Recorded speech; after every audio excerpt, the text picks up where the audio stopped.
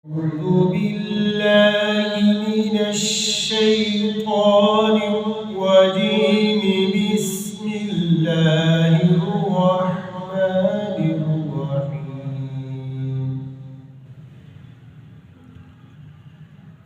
لا يكلف الله نفسا إلا وسعها، لها ما كسبت وعليها ما اكتسبت. ربنا لا تؤاخذنا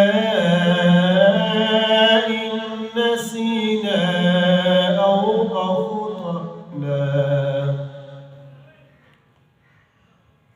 ربنا ولا تحملنا ما لا طاقة لنا به، واعف عنا واغفر لنا وارحمنا، أنت مولانا فانصرنا على القوم الكافرين.